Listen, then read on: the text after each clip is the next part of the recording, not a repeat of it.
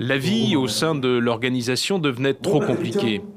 Ce sur quoi nous nous étions réunis au début n'est plus du tout ce qui se passe aujourd'hui. Nous sommes devenus un groupe terroriste qui défend des intérêts politiques. Notre volonté, notre but, au départ, c'était d'appeler les gens à la conversion, sans violence. Mais très vite, le sang s'est mêlé au combat. En plus, beaucoup de nos chefs sont maintenant en désaccord.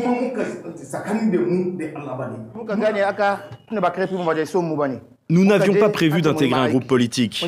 Or, Boko Haram défend désormais les intérêts d'hommes politiques. C'est la raison pour laquelle nous sommes divisés.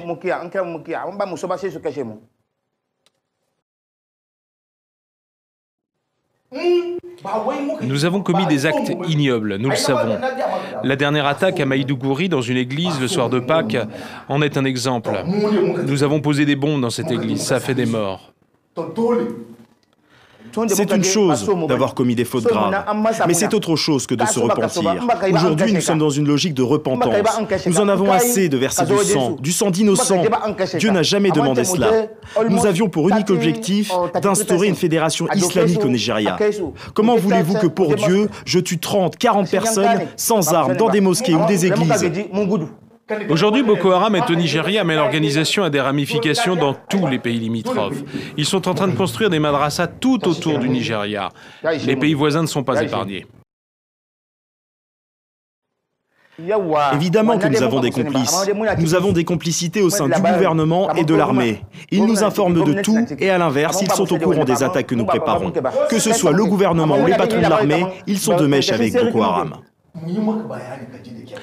Les politiciens n'arrivent pas à se mettre d'accord pour diriger le Nigeria. Les gens du Nord veulent faire partir le président actuel et lui ne veut pas quitter le pouvoir.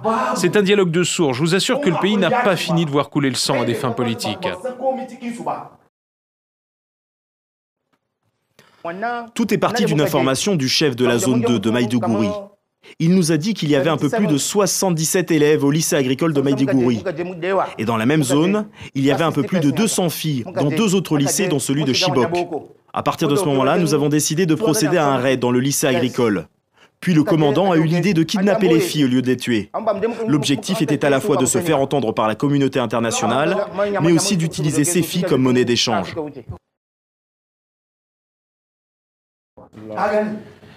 Dieu seul sait où elles sont aujourd'hui. Nous n'avons pas participé à leur enlèvement. Je sais juste que ces filles sont toutes utilisées comme objets sexuels auprès de certains gardes. Il y en a même qui sont déjà enceintes.